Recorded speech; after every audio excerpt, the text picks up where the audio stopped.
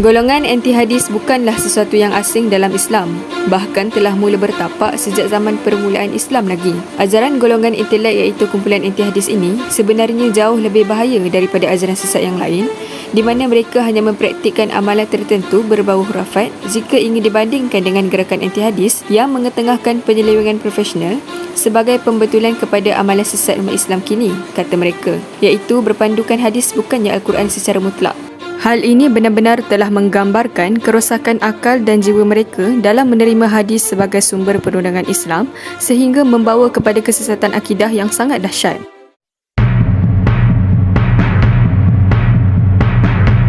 Anti hadis dalam bahasa Arab dipanggil munkir as-sunnah. Anti ialah awalan yang bermaksud melawan, membantahi, menentang dan tidak menyetujui yang selaraskan dengan perkataan Arab ingkar yang sama dengan juhd, iaitu mengingkari dalam keadaan ia tahu. Maka dapatlah disimpulkan bahawa gerakan anti hadis atau munkir as-sunnah ialah suatu usaha atau kegiatan yang menolak sunnah, sama ada secara keseluruhan atau sebahagian daripada menjadi sumber hukum dan rujukan. Justru mereka menyeru seluruh umat Islam agar berpegang dan beramal dengan intipati Al-Quran semata-mata dan menolak hadis. Dalam konteks Malaysia, gerakan anti hadis telah dipelopori oleh Kasim Ahmad. Kasim Ahmad sebagai penggerak utama dipercayai telah terpengaruh dengan ajaran Dr. Rashad Khalifah.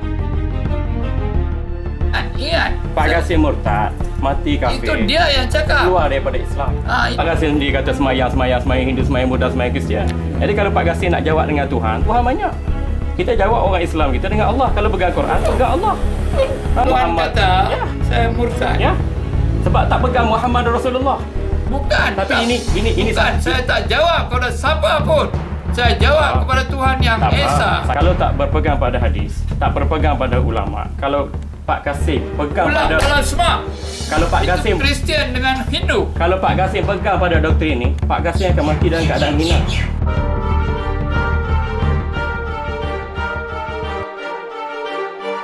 Dalam soal akidah, golongan ini meletakkan kedudukan Nabi Muhammad sallallahu alaihi wasallam sekadar pengikut Nabi Ibrahim alaihi salam.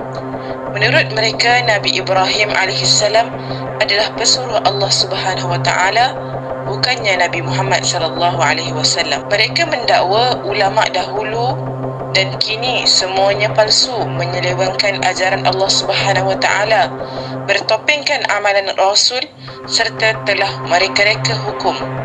Mereka mendakwa ulama mencipta hukum halal, haram, sesat, undang-undang kekeluargaan Islam dan sebagainya, walhal semua itu tiada dalam Al-Quran. Bagi mereka, ulama sekutu Allah Subhanahu wa taala.